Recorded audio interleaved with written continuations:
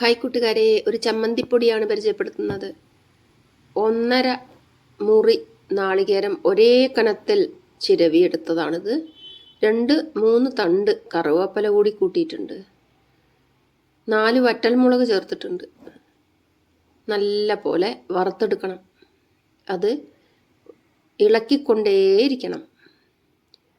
ഇരുമ്പിൻ്റെ ചീനച്ചട്ടിയിലാണ് ഞാൻ ഇത് വറുത്തെടുക്കുന്നത്. അതുകൊണ്ട് തന്നെ ഇത് വേഗം ആയി കിട്ടും. നല്ല ചൂടാണ് ചട്ടിക്ക്. പിന്നെ നമ്മുടെ ആരോഗ്യത്തിനും ഇരുമ്പ് ചട്ടി നല്ലതാണ്. അയൺ ഡെഫിഷ്യൻസി ഉള്ള കുട്ടികൾക്കൊക്കെ ഇരുമ്പ് ചട്ടിയിലെ പാചകം വളരെ ഉപകാരപ്രദമാണ്. ഞാൻ എൻ്റെ മോൾക്ക് കൊടുത്തയക്കാൻ വേണ്ടിയാണ് ഇത് ഉണ്ടാക്കുന്നത്. ഹോസ്റ്റലിലൊക്കെ താമസിക്കുമ്പോൾ അവർക്ക് ഇങ്ങനെ ചമ്മന്തിപ്പൊടി ഉണ്ടാക്കി കൊടുക്കുന്നത് സ്വാദോടുകൂടി ചോറുണ്ണാൻ സഹായകമാകും. അപ്പോൾ ഇത് ഞാനിങ്ങനെ ഇളക്കിക്കൊണ്ടേയിരിക്കുകയാണ്. തീ കൊടുത്തു. ഇതിന് ഇനി ഞാൻ 2-3 നാരകത്തിൻ്റെ ഇല കൂടി ചേർത്ത് കൊടുത്തിട്ടുണ്ട്. വലിയ നാരകത്തിൻ്റെ ഇല, ഒരു കഷ്ണം ഇഞ്ചി കൂടി ചേർത്ത് കൊടുത്തിട്ടുണ്ട്. ഒരു നാരങ്ങ വലിപ്പത്തിൽ വാളംപുളിയാണ് ചേർത്ത് കൊടുത്തിട്ടുള്ളത്.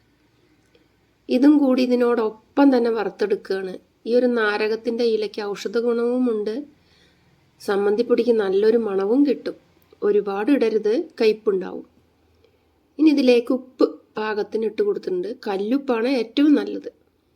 ഇനി ഇത് നല്ലപോലെ ഉപ്പും പുളിയും എല്ലാം പിടിക്കും വിധം നല്ല പോലെ നമുക്ക് ഇളക്കി കൊടുത്ത് നല്ലൊരു ബ്രൗൺ കളർ വരുന്നത് വരെ വറുക്കണം. അപ്പോൾ ദാ ഒരു 10 മിനിറ്റോളം ഞാനിത് ഒരു മീഡിയം ഫ്ലെയിമിൽ തന്നെ കരിയാതെ വറുത്തെടുത്തിട്ടുണ്ട്. നല്ലൊരു നിറമാണിത്.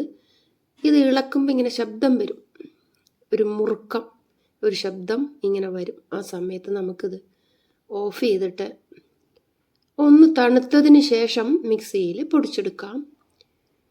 വല്ലാതെ ചൂട് പറ്റില്ല, വല്ലാതെ തണുക്കാനും പറ്റില്ല. ഒരു ചെറിയ ചൂടുണ്ടെങ്കിൽ നമുക്കത് നല്ലപോലെ പൊടിഞ്ഞു കിട്ടും. ഇതിപ്പോൾ നല്ല മുറുകി വന്ന ചമ്മന്തിപ്പൊടിയുടെ ഇൻഗ്രീഡിയൻസ് ആണ്. നന്നായിട്ട് ഇത് മൊരിഞ്ഞു വന്നിട്ടുണ്ട്. ഇനി ഇത് നമുക്ക് പൊടിച്ചെടുക്കുമ്പോൾ മിക്സിയുടെ കുഞ്ഞു ജാറിലാണ്, പൊടിക്കുന്ന ജാറിലാണ് പൊടിച്ചെടുക്കുന്നത്. അപ്പോൾ നമ്മൾ 2-3 തവണയായിട്ടാണ് ഇത് പൊടിക്കുന്നത്. ഇത് മുഴുവനായിട്ടും എൻ്റെ കുഞ്ഞു ജാറിൽ കൊള്ളില്ല. അപ്പം ഞാൻ കുറച്ചായിട്ടാണ് ഇട്ട് പൊടിച്ചെടുക്കാൻ പോകുന്നത്. പ്രത്യേകം ശ്രദ്ധിക്കണം, ഈ ഒരു മിക്സിയിൽ ഒരു തുള്ളി വെള്ളമോ എണ്ണയോ പാടില്ല. വറുക്കുമ്പോഴും നമ്മൾ എണ്ണ ഉപയോഗിക്കുന്നില്ല, അല്ലെങ്കിൽ ഇത് കേടുവന്നു പോകും. ഇത് ഫ്രിഡ്ജിൽ വെക്കുകയാണെങ്കിൽ 1 മാസം വരെ നമുക്ക് ഇത് ഉപയോഗിക്കാം. കഞ്ഞിക്കാണ് ഏറ്റവും നല്ലത്. ഞാനൊക്കെ ഇത് വെറുതെ ഇങ്ങനെ തിന്ന് നടക്കും. എനിക്ക് അത്രയ്ക്കും ഇഷ്ടമാണ്. ഇത് നമുക്ക് കുറച്ചായിട്ട് പൊടിച്ചെടുക്കാം. നന്നായിട്ട് പൊടിച്ചെടുക്കാൻ ശ്രദ്ധിക്കണം.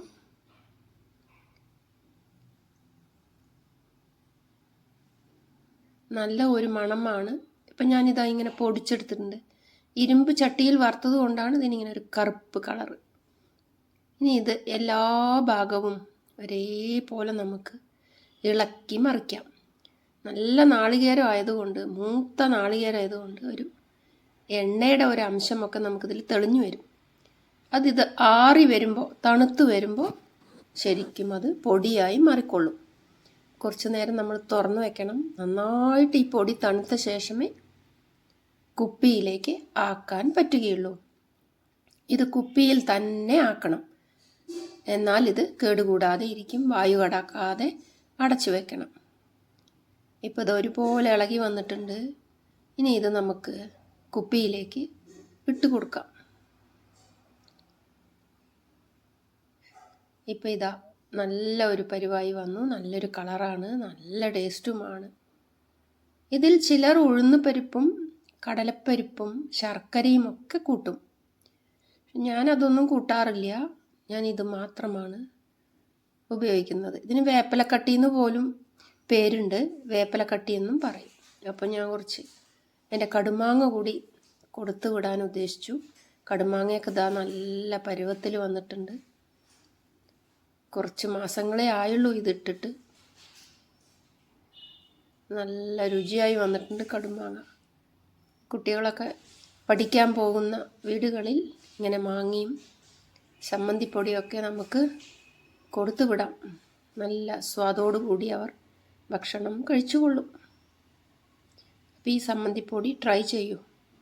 ഇഷ്ടപ്പെട്ടാൽ വീഡിയോ ലൈക്ക് ചെയ്യൂ, ഷെയർ ചെയ്യൂ, കമൻറ്റ് ചെയ്യൂ, സബ്സ്ക്രൈബും ചെയ്യൂ ചാനൽ.